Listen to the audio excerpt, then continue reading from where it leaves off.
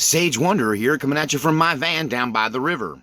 So CNN is suing the president. Don't. Okay, so if you haven't heard, Acosta got his press pass pulled for allegedly manhandling a White House aide when he was refusing to give up the microphone. I'm sure you've seen the footage. It's been a big controversy. Acosta has accused people of doctoring the tape. Okay, Acosta, I was watching live, and I wish I could remember which channel I was watching, but I suspect it was probably Foxer. But sometimes I listen to, I watch independent satellite coverage of these events too. So I'm not sure which angle I saw, but in the angle I saw, Acosta did the classic thing where he was holding onto the microphone, the lady was reaching for it, and as she reached for it, he took this hand and he broke her elbow. I won't say broke her elbow, but he opened her elbow. That's what they call it in martial arts, is either breaking or opening an elbow. So he opened that joint with a push just in the right spot to make her hand let go of the microphone. So it kind of looked like this. Just a little karate chop thing here. And I saw it with these two eyes. I didn't see any doctor video. I was watching it live. I didn't have time to get doctored.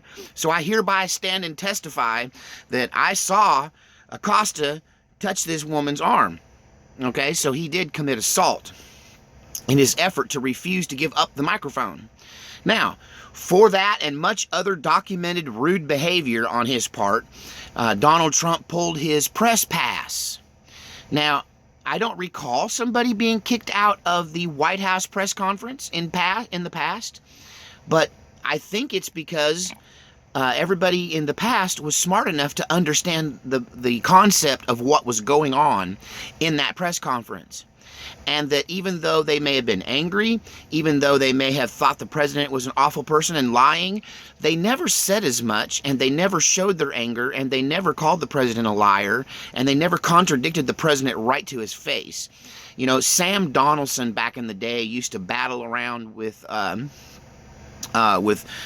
different presidents, but specifically I remember him battling with Reagan and Bush, and but he was so much more respectful, and any accusations were always done in subtle innuendo, so only the most intelligent people who were plugged in knew what he was trying to say. And this whole thing of standing in the president's face and calling him a liar and arguing with him to his face, especially about the meaning of words. Have you heard about this thing with Macron, the president over there in France, who gave a speech, and in the speech he said, nationalism is the opposite of patriotism.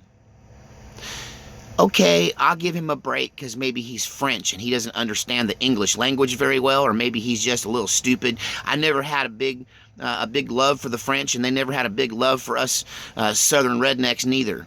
So, but I'm going to give him the benefit of the doubt and just say it's a language issue. I don't think it is. I think they're trying to reinvent the meaning of the word nationalism. Because when you look up the word nationalism, wait, hang on, I'm slowly getting shorter. Adjustment. When you look up the word nationalism in the dictionary, the very first thing it says is patriotism or patriotic feelings. So a person who is a nationalist is a patriot. It's not the opposite, it's synonymous with patriotism. And so they're trying to reinvent the language over there in France. They're trying to reinvent the language here in America.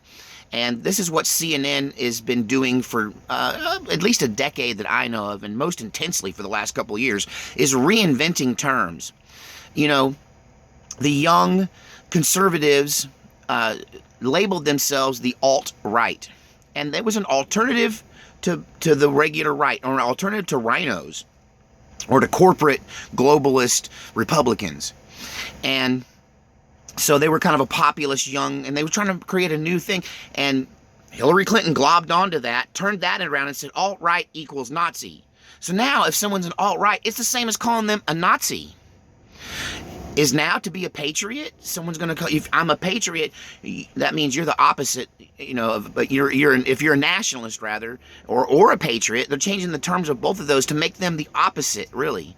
I mean, they're just messing with the whole idea of what the words mean. But let's get back to CNN and Acosta, because they're doing the same thing.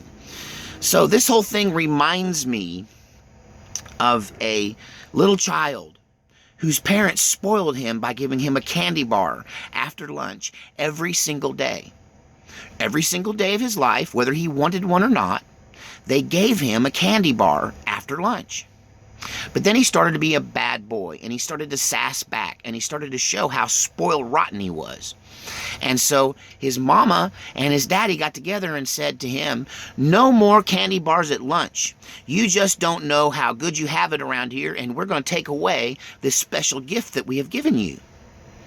And the little boy throws a mad fit, gets on his cell phone, because they gave him one of those too, and he looks up 1-800-get-yourself-a-lawyer, and he files a lawsuit against his mother and father for violating his constitutional right to a candy bar. He doesn't understand that it was always a gift all along, a gift that could be taken away just as easily as it was given, and not every kid gets a candy bar every day after lunch. So, where's my press pass? I got 26,000 or 25,000 subscribers almost. Where's my press pass? I deserve one. What about Alex Jones? Where's his press pass? How about Tim Pool? Where's his press pass? What about Laura Loomer? Why aren't they asking questions in the White House?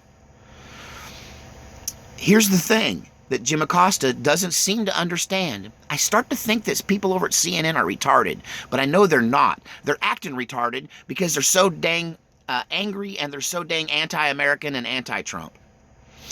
Because here's the deal.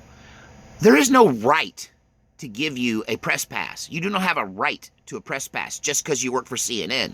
CNN, as a group, doesn't have a right to a press pass. What is a White House press conference? Well, stop. Once again, they're screwing around with the language. Just stop and think. Press conference. So who calls a press conference? If I released a new record and I wanted to make a big deal about it, I'd have a press conference. If I was a major athlete and I was going to switch teams, I'd call a press conference. To this press conference, I would invite whoever I thought was important. I wouldn't invite people who hated me. I wouldn't invite people who wanted to do me in. I wouldn't invite people who would stand up, interrupt, and argue with me. Because a press conference is by invitation only. I can say you, and you can come, but you, and you can't. And they do it all the time.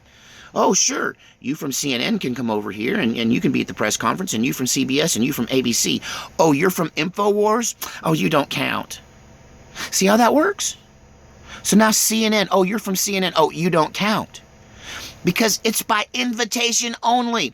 CNN, it is not your constitutional right to get access to the White House.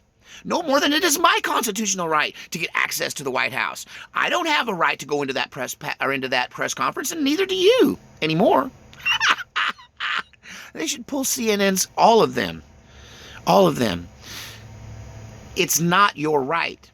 Now they're suing them for violating their constitutional First Amendment right to freedom of the press. Freedom of the press does not mean you have the right to come to the press conference. Otherwise, all of us who called ourselves press could come to the press conference. It's by invitation only, and your invitation has been revoked. Get over it. Then they're also suing him for Fifth Amendment due process violations. This isn't a criminal matter. There is no due process because there is no process. There is no process to whether you get there or don't get there. All the rules put in place in getting your press pass and everything was just by White House security. That the invitation comes from the President of the United States, and he could revoke the invitation and just stop talking to the press. He could just stop talking to the press whenever he wanted. You can't force him to talk to you, Jim Acosta. You can't force him to let you speak in the press conferences. You're that spoiled little child who's gotten a candy bar every day of their life, and they don't understand it was a gift. They think it was a God-given right to candy. Jim, you don't have a God-given right to candy. You don't have a God-given right to be in the press conference. And if your lawsuit goes anywhere, if your lawsuit gets off the ground, if it isn't summarily rejected on the basis of being ludicrous and absurd from the very first judge who gets a whiff of it, then we need to investigate our judiciary system because we got a corrupt judge. because any judge in his right mind would see you can't sue somebody for revoking their invitation to an invitation-only event. God save our republic.